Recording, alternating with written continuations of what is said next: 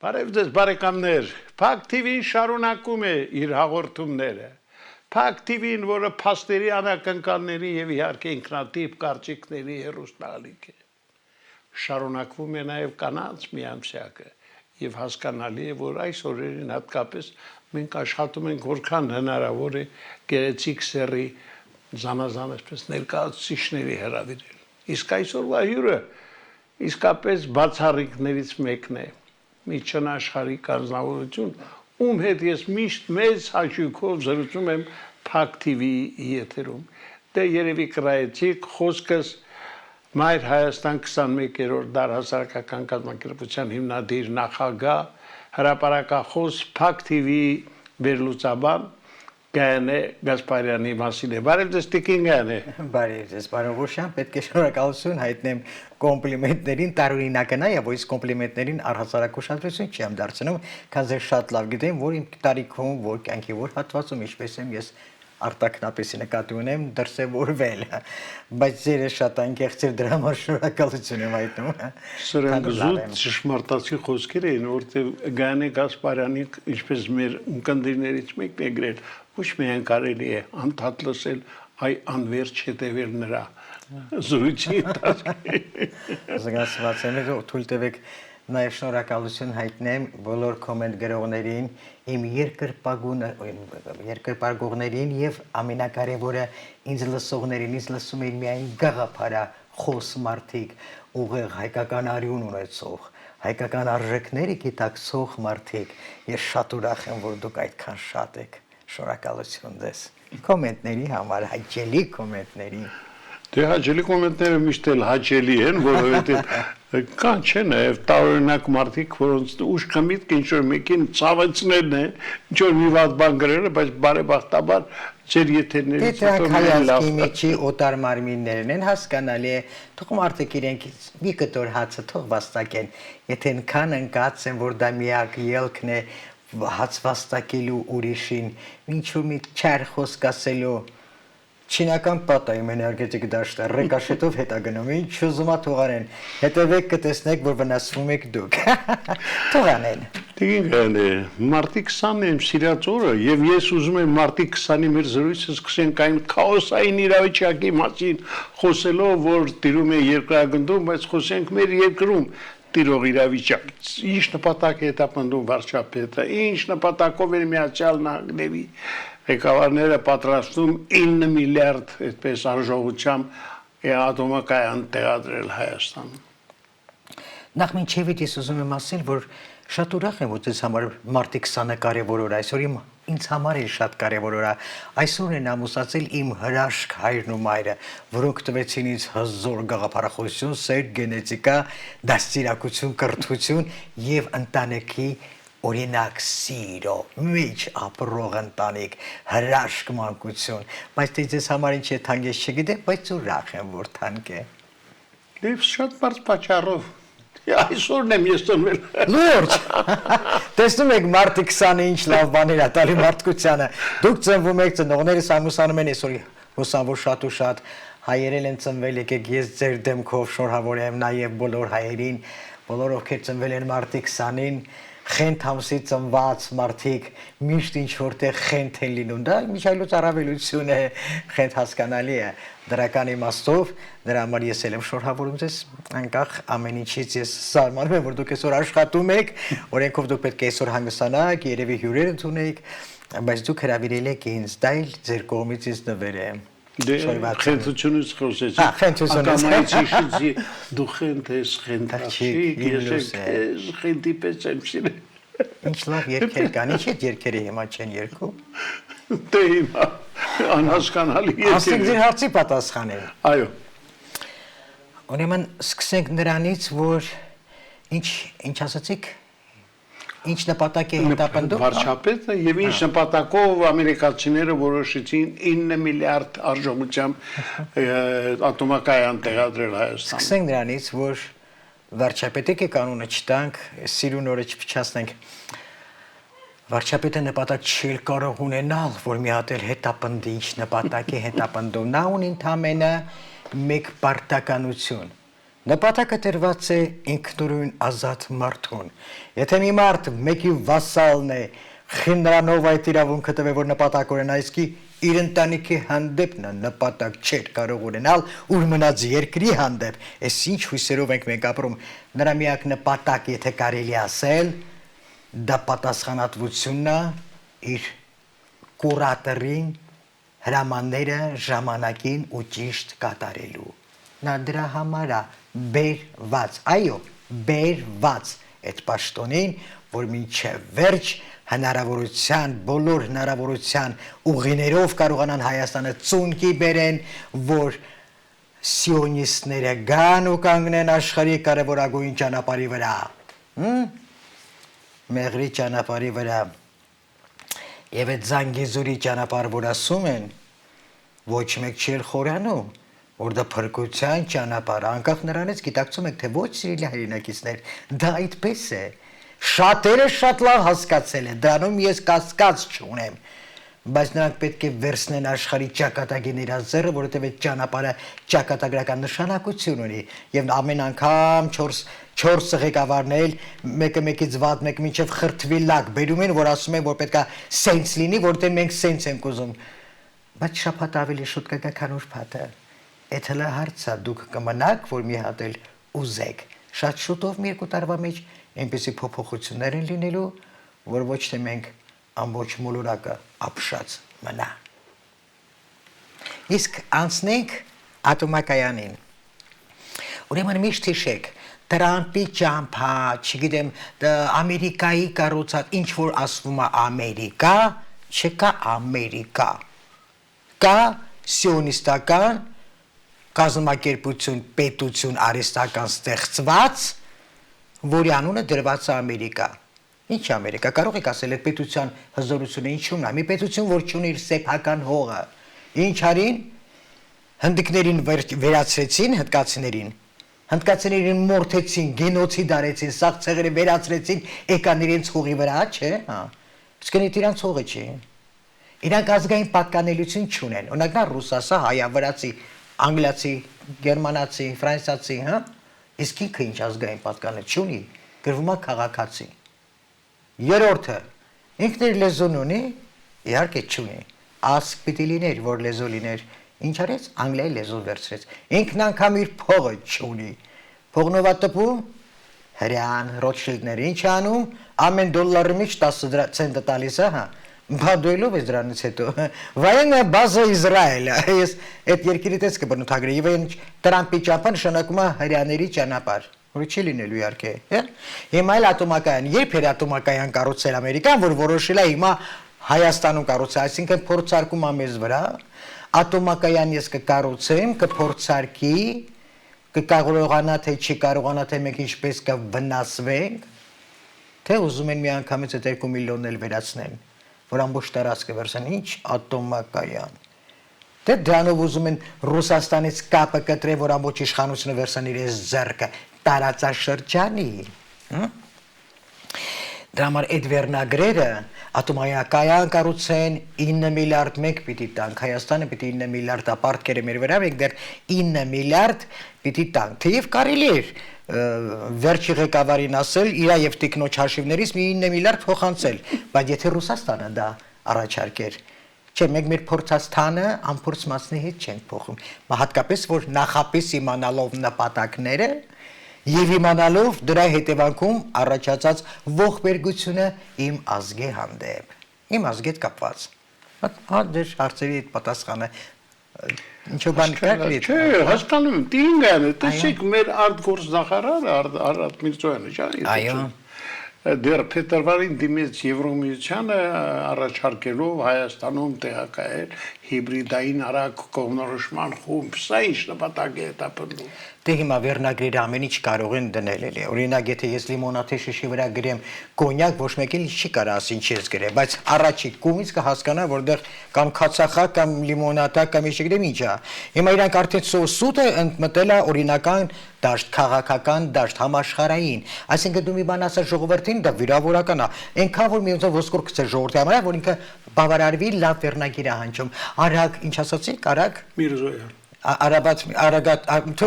մի ռուս։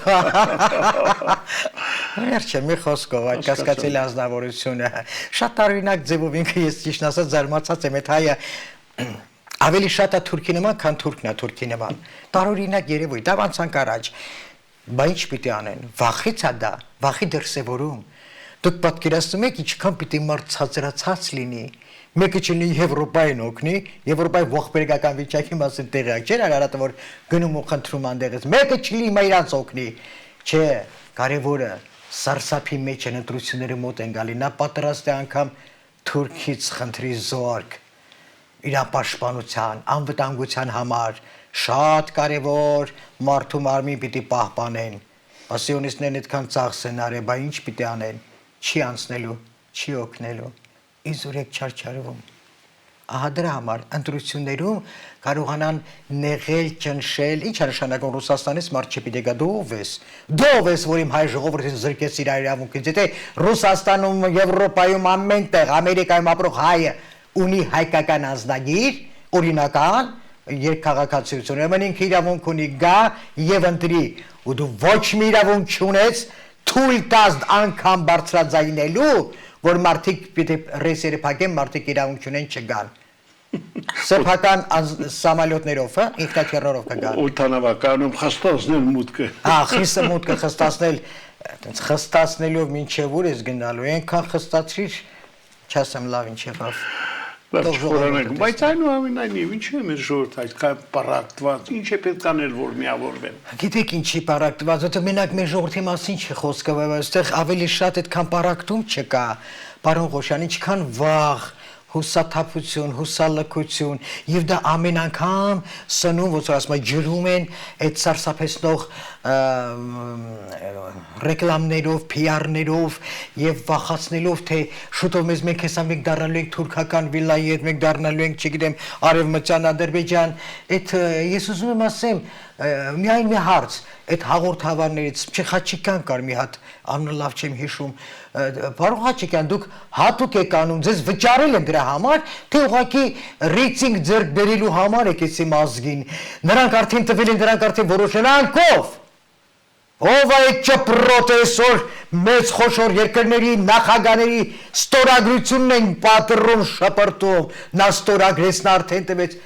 սիրելի ժողովուրդ, լսեք ինձ, լսեք Լիա Ավետիսյանին, հրաշքին, լսեք գաղափարախոս, պատմաբան, գիտնական Վազգեն Գևորգյանին, հետո իմ բարեկամները չեն, ոչ անձամբ ճանաչում եմ, ոչ էլ երբևիցե բարև եմ տվել, բայց հրաշք հայեր, լսեք իսկական հայերին, հերիքա վախացնեք, դադարեցնեք իմ ազգաննավորցնելուց, պապուս ասած անգնավորված վիճակում ազգ, անդադվախ, հեսա գգա, հեսա թուրքա առիթից կօգտվի, Ադրբեջանը հիմա ուրիշ բանով է տարապում, ոնց անի, որ այ երկիրը պահպանի,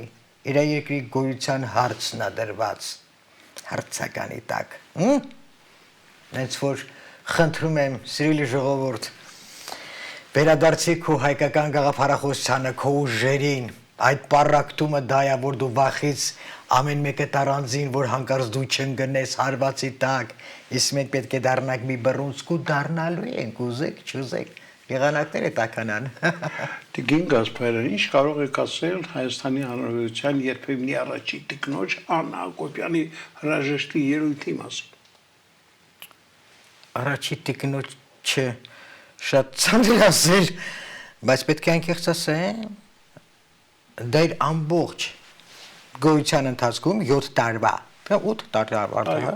8 տարվա գոյության ընթացքում ամենաանկեղծ ելույթներ։ Կզարմանաք, որովհետև այն ցինիզմով սուտը, որ նա պրոպագանդում էր ու վիրավորում իմ ազգը, ազգին դնելով հիմարի տեղ, հիմար լինելով հանդերձ դրանից հետո, սենց ելույթ իհարկե ինձ զարմացրեց, որովհետև հիշում եք, ես գնում եմ Չինաստան սովորելու, Չինաստանի բոլոր ուսանողների սեղաններին դրված են գրքեր, տետրակներ, գրիչներ, այնտեղ աշխատություններ, իր սեղանների իր ոտերն էր դրված։ Հոգեկան հիվանդությանը լաստիճանը նայեք, եւ դա առաջի տիկինը վերջից ես կասեի։ Գնում էր կրթվեր, որ գազում էր կրթեր, հանեն շպրտին դուրս թե իրան ինքը գնաց ես էցի չեմ կարող ասել։ Չկրթվեցիր, տենց էլ անկիրթ մնացինք, Տիկին Հակոբյան։ Խոստումը չկատարեցիր, ամբողջ ազգը սպասում էր, երբ պիտի գայք մեզ կրթեք։ Սա իհարկե աբսուրդների մաքսիմումներ։ Եվ ես միշտ ասել եմ, բումերանգը հետ է գալիս։ Այդ օրը, որ նա ելույթ ունեցավ, ես որպես հոգեբան եմ ասում, ես չեմ ասում, որ ես 100% ճիշտ եմ,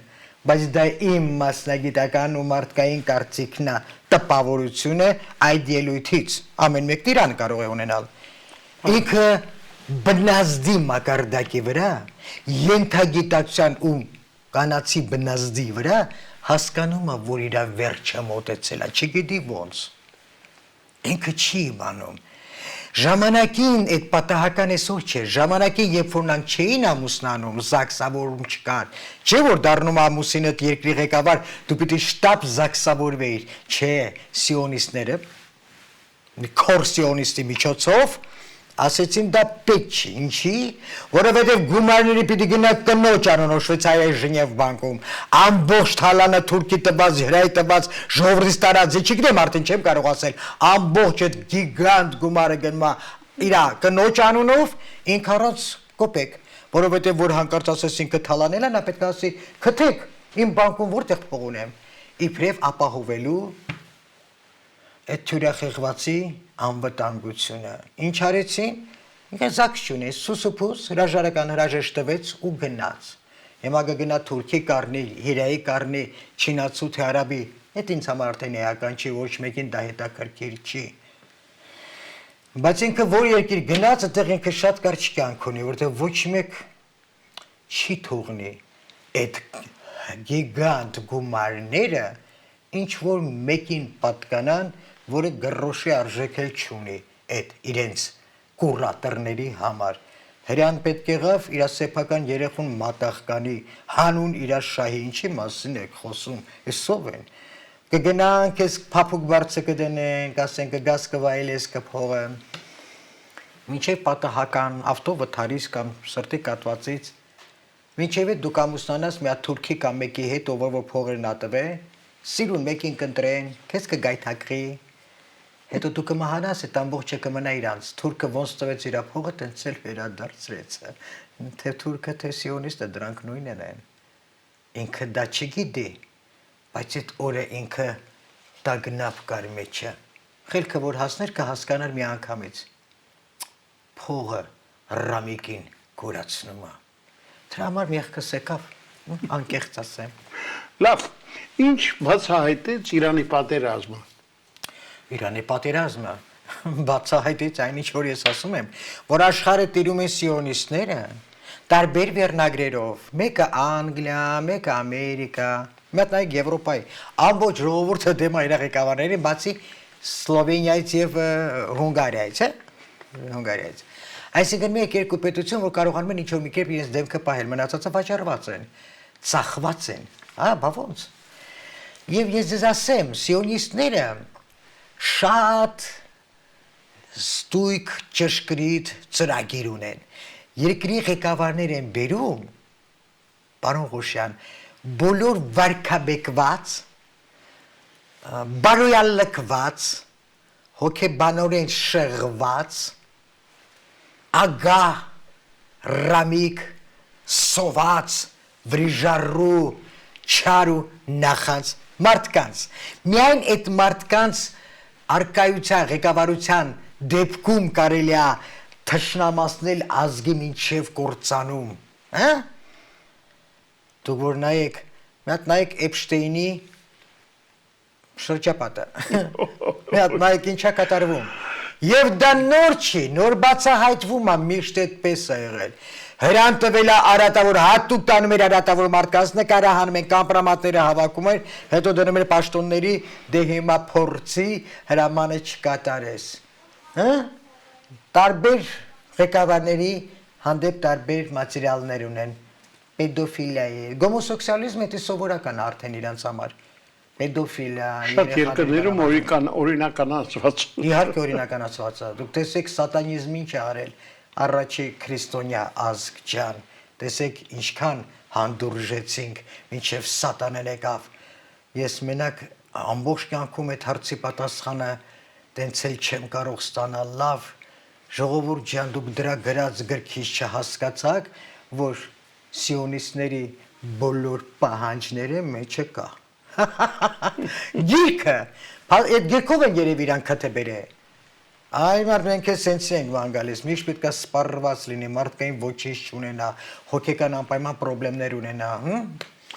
Ինչ կասեք թուրք-իսրայելական հարաբերությունների մասին։ Ուրեմն քաղաքականությունը այնպես չի ենթարկվում գիտակցությանը, լոգիկային, որ շատ դժվար է ինչ-որ մեկի մասին բան ասես, բայց դրա մասին ես կարող եմ հաստատ ասել, որ իրենք բարեկամական փոխհարաբերությունների մեջ են, շատ բարեկամական Որտեղ դրանք բոլորն էլ հрьян թե թուրքերը, եթե ես չեմ սխալվում, ակադեմիկ հայտնի գիտնական Գաբրիել Սուլթանյանը ապացուցել է, որ դրանք բոլորը հազարական ցեղախմբից եկած են։ Մի մասը ընդունել է իուդայիզմ, նա սեկտա եղել, հետո դարձել ազգային կրոն։ Մյուս մասն եղել է ընդունել է մուսուլմանություն։ Դա համար տենց իրար հետ են։ Նա թույլ է տալիս Էրդոգանին, հա դու անպատվի ինձ թշնամի ասա, իբրև իմ դեմ ես դուրս գալիս, որտեղ արաբական աշխարհը կուր կտա, իսկ թուրքը շատ մեծ հույս է, մեծ ուժ է հրեայի ձեռքը, նա թուրքով որոշում է, դեռ որոշել է այդ Տուրանը, որ կա, դա Էրդոգանի նպատակը չի, չէ, դա հրեաների նպատակն է, այդ Տուրանով պիտի Ռուսաստանն էլ ջարդի, ինգուրներին Չինաստանը կոտրի, Կովկասը իրար վերցնի, հետո Թուրքի գլխին կտանք, ասեմ եք մի ազգային, հիմա մենք ենք կանգնում։ Հերու նայեք, մի քիչ խորը մտածեք, ոնց կարող է, բա որ ինքը թշնամի է հրեաներին, չէ, պատերազմ է գնում մուսուլմանական եւ հրեա Իսրայելի միջև, Իրանի եւ Իսրայելի միջև։ Դու միջև այսօր նավթ ու գազ ես մատակարարում Իսրայելին, որ լավ հարվածի Պարսկաստանին Հա Իրանին այսինքն բայց հետո կանգնում է ցավակցություն քննադատում է Իսրայելին արդեն զզվելի է մի մոմենտ դարավ ծիծաղելի հետո ծիծաղը ժպիտը սարեց մարդկության արդեն տահաճ է սրտխառնոց Տիկնիկները որքան շատ դες լսում եմ այնքան կամայից ուզում եմ հարցնել վերջո ինչ է սպասում աշխարհին մոտ ապագայում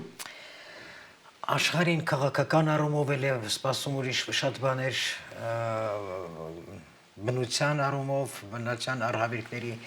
այսինքն ես դա չեմ կարող լրիվ ասել, բայց գիտնականները նշում են, որ այսինքն բերքատու հողերի 25-30%-ը պետք է գնան ջրերի տակ, ցամա Այսինքն փոթորիկներ, երկրաշարժներ, նավթային արատավորում, այդ որ հիմա ամբողջ նավթը ջրերի մեջ լցված, ջրի պակասը, ամբողջ այդ ազդելու է կրճատման, մարդկության կրճատման թվի վրա պետք է շատ կրճատվեն, սով է լինելու, սով, շատ ուժեղ սով, այսինքն ճանապարհների հետ կապված, հողերի հետ, բերքի հետ կապված, այդ մի կողմից, այդ բնության արհավիրքը Հիմա պայքարը գնում այս ճանապարհի համար լոգիստիկ ճանապարհների համար պայքարը գնում որ այս ճանապարհը բացվի ճանապարհը փակվի այս արվի այսինքն եթե մի ճանապարհ փակեցին մի ամբողջ ազգ կարող է սովից կոտորվել դուք հասկանում եք վառելանյութ չկա ցրտից մահանան այս արհավիրքը որ արիստականորեն մցրեցին ամբողջ աշխարհում թշնամությունը միմյանց դեմ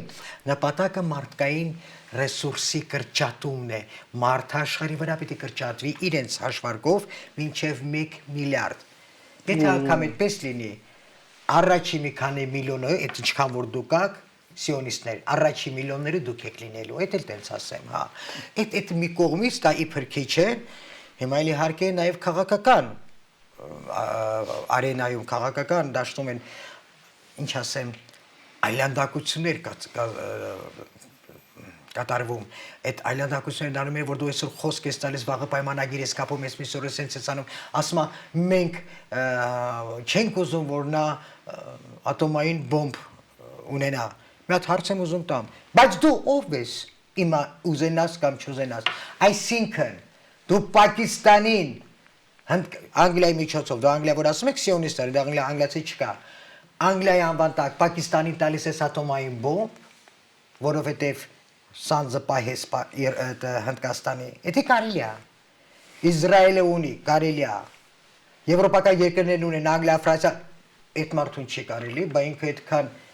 ոհմակի վրա, ինչպես կարողանա ազդի, ինքը ճիշտ է անում, ես դեմ եմ առհասարակ ատոմային զենքի, բայց այդ ձեր վերաբերմունքից ինքը ստիպված կանգնել է այդ փաստի առաջ ատոմային բոմբը ստեղծելու։ Հələ այդքանից հետո էլ ինքը դեռ հրաժարվում է, չի էլ ստեղծում, դեռ չկա, իրեն ենթադրելով, որ իրենց այդ հարձակումներից նա կարող անցնի դրա համար ներիմտենց չի կարելի, այտենց դիկտատորական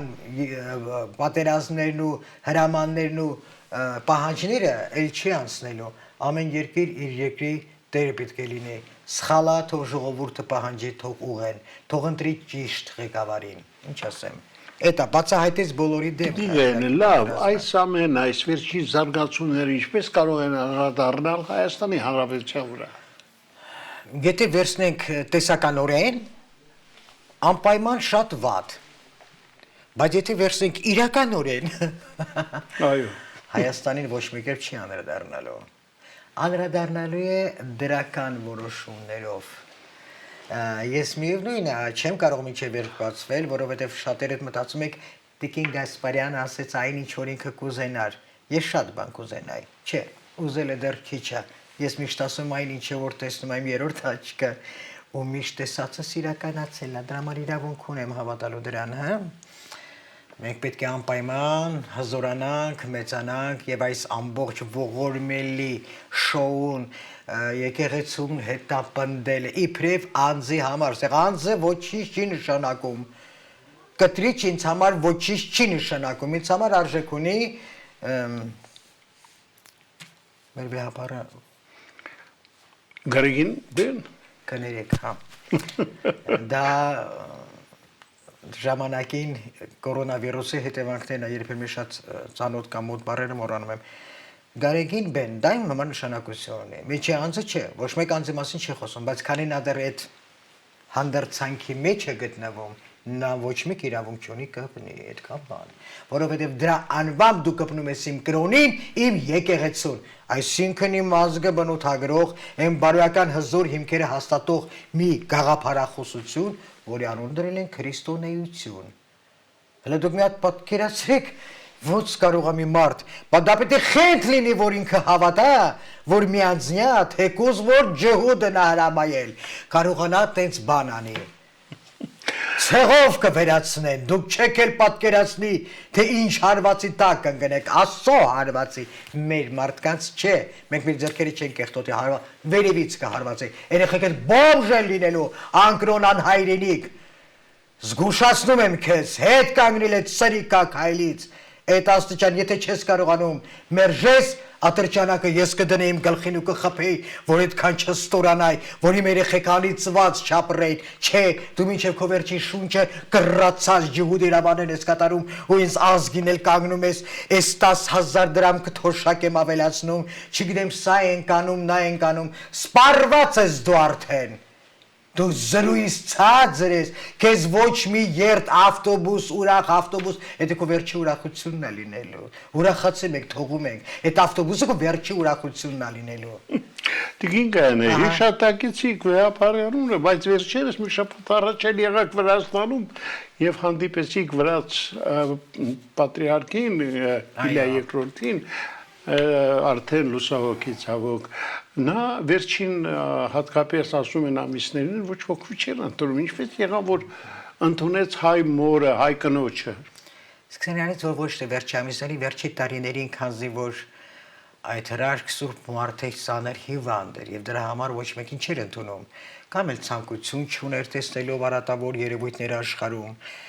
Նա իր Աստծո հետ էր կապված, իր աղոթքով, իր Աստծո հետ, իր հոգևոր աշխարհի հետ, դրա համար ոչ մեկին չէր ընդունում։ Մի քանի հոդվածներ Վրաստանում տպագրվել են, ես որպես մայր, առաջի քրիստոնյա պետության մայրերի ներկայացուցիչ, որովհետև ես եթե դա իմ անձի մասին չի խոսքը, խնդրում եմ չեք հասկանալ, դա հայ մայրերի մասին է, ուղղակի ներկայացնողը պետք է մեկը լինի։ Մենք ոչ չէի կարող 6-7,000 մայրերով գնայինք, մեր մայրերի կոմիտեով։ Բայց այդ հոդվածները երևույթին շատ-շատերին են հուզել եւ ներկայացրել իրեն։ Դրա համար դրա հետ կապված ինձ ընդունեց 10 րոպեով դա բավականին մեծ ժամանակ է նման մարդու հետ կապված շատ ծանր հիվանդությունը թույլ չէր տալիս բնականաբար որ նա երկար շփվի, երկար խոսվի։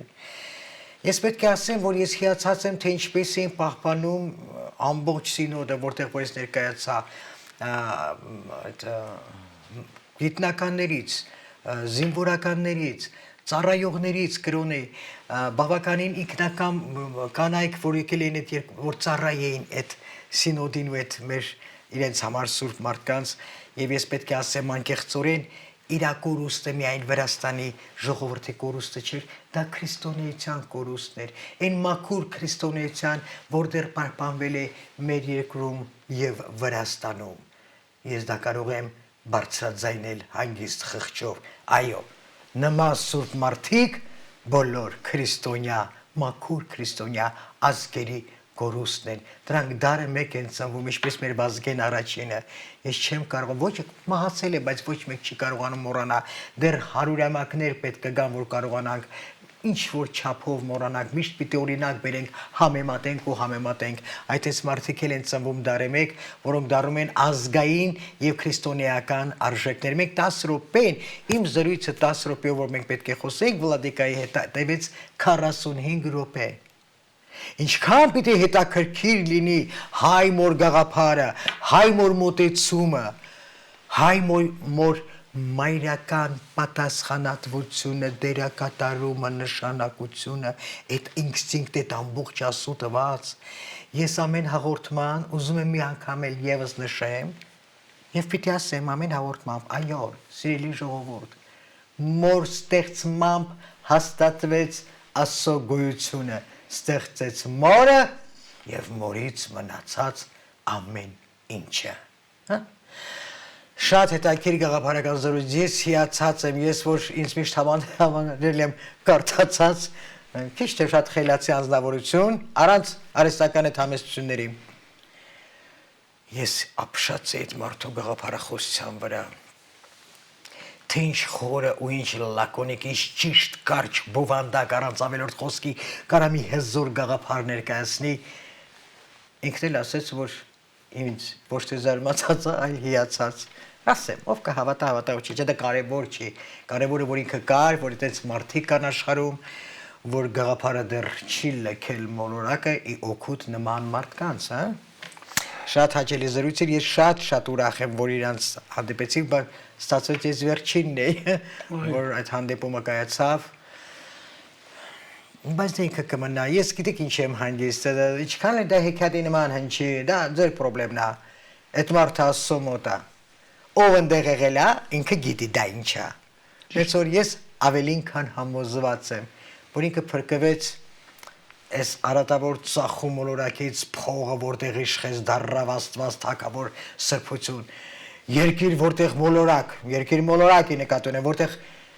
դոլարը փոխարինեց ընտանեկան արժեքների, փոխարինեց մարդկանց արժանապատվության, փոխարինեց մայրական սիրուն, փոխարինեց ազգային հայրենասիրության, կրոնի սրբության հանդեպ ունեցած ամեն մի զգացմունքի ու արժեքներին փոխարինեց ու տրորեց, ծախվեց մարդը, ինքնառավ մարդուն, ու այսօր ինչ ուզում այդ մարդու հետ անում է, ահա ծախվելուց առաջ մի հատ մտածեք, արժի 5000-ով ձենը տվեցինք, 5000 երեխա փռեցինք, այդ էլ է պետական իրանց ասած օֆիցիալ թվով, ես էլ չգիտեմ 5 են թե 7 են, երբ որ ամեն մի հայ զավակ մի գանձ ու արժեք հայ ազգի համար, լավ մտածեք ինչ եք անում սիրելի ժողովուրդ, ով լափամանից օգտվում անան, ես ձեզ միշտ ասել եմ, Հայաստանի 20-25%-ը հայ չեն, դրա համար դիմում եմ հայերին, այն 25%-ը որոնք հայ չեն, այլ ցեղախմբերի ծախված մարդիկ են, իրանց համար հայ եւ հայրենիք չկա, իրանք կծախեն, դա հասկանալի է, հայեր գոնե դուք մի մոլորվեք, դուք մի խաբվեք, եկեք միասին փրկենք մեր երկիրը, փրկենք կործանումից, արժանանանք հայ կոչվելու, այդքան բան։ Եղավ տիկին շնորհակալ եմ, որ եկաք, հերթական անգամ մենք կարողացանք ձեզ հյուրընկալել, սիրելի բարեկամներ, դե ուզում եմ մեկ անգամ եւս հիշեցնել, որ Փակ TV տաղավարում մենք հյուրընկալել ենք Մայր Հայաստան 21-րդ դար հասարակական կազմակերպության հիմնադիր նախագահ հրապարակախոս Փակ TV վերլուծաբան Գայանե Գասպարյանին սպասեք նրան առաջիկայում եւս իսկ այսօր այսքանը ցտեսություն